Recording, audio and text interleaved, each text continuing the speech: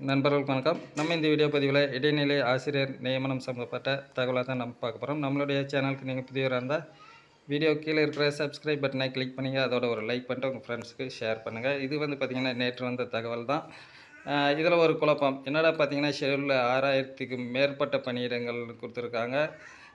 6500 இருக்குது. இதில் பார்த்திங்கன்னா 6000 தான் குறைவாக இருக்குது அப்படிங்கிற ஒரு குழப்பம் இருக்கும்.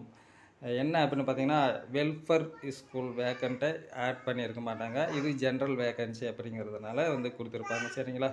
எப்படி பார்த்தாலும் 6500க்கு அதை தாண்டி தான் இருக்கும். சரிங்களா? அதே சமயத்தில் இந்த கல்வி ஆண்டில் கூடுதல் மாணவர் சேர்க்கை, ரிட்டையர் பணியிடம் இதெல்லாம் சேர்ந்து கண்டிப்பாக இன்னும் வேக்கன்சி அதிகரிக்கிறதுக்கான வாய்ப்பு தான் இருக்கே தவிர, குறைய ஷெடியூல் இருக்கிறதுக்கு கீழே குறைவதற்கான வாய்ப்பு கிடையாது. சரிங்களா?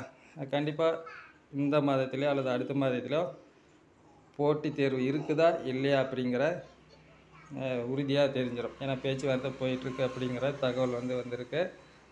ஆசிரியர்களுடைய கோரிக்கைலாம் அது போயிட்டுருக்கு. பேச்சுவார்த்தை அப்படிங்கிற மாதிரி தகவல் நமக்கு வட்டார தகவல் கிடைச்சிருக்கு. சரிங்களா? அது விரைவில் ஆசிரியர் நியமனம் கண்டிப்பாக மேற்கொண்டுருவாங்கிற எந்த சந்தேகமும் இல்லை.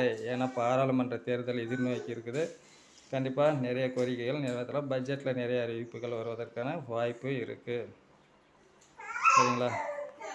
இந்த தற்காலிக ஆசிரியர்